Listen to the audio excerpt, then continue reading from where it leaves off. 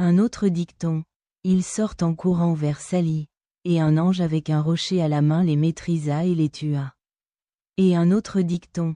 Ils sont descendus de terre sur une falaise.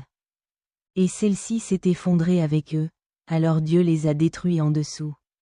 Et on dit, ils se cachèrent dans une grotte près de la maison de Sali. Alors un rocher tomba sur eux et ils furent tous écrasés. Châtiment infligé au Tamoud, 4 Dieu Tout-Puissant a dit. Alors ils l'ont paralysé, et il a dit. Amusez-vous dans votre maison pendant 3 jours. C'est une promesse non falsifiée. Sourate Hud, 65. Quand ils ont paralysé la chamelle et ont dit au prophète de Dieu Sali, que la paix sur lui.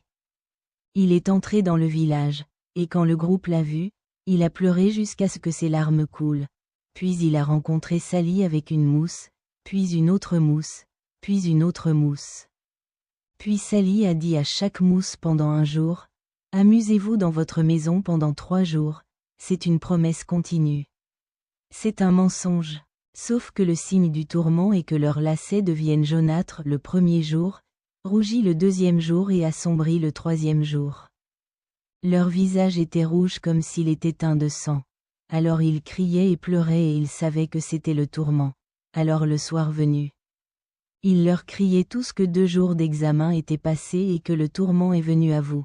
Alors quand c'est devenu le 3e jour, leurs visages se sont assombris. Alors ils ont tous crié que le tourment est venu à vous.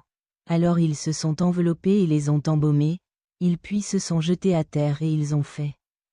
Ils ont tourné leurs yeux vers le ciel une fois et une seule fois sur la terre, ne sachant pas d'où vient le tourment d'en haut du ciel ou dessous leurs pieds de la terre.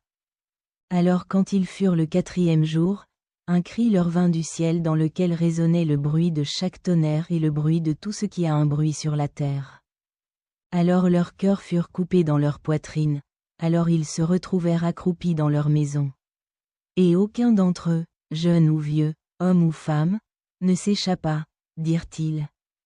À l'exception d'une servante infirme, et son nom était Kalba bint al-Salk, et elle s'appelait Al-Daria.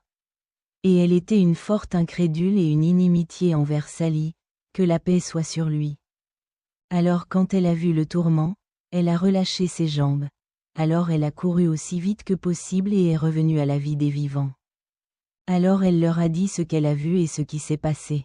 94.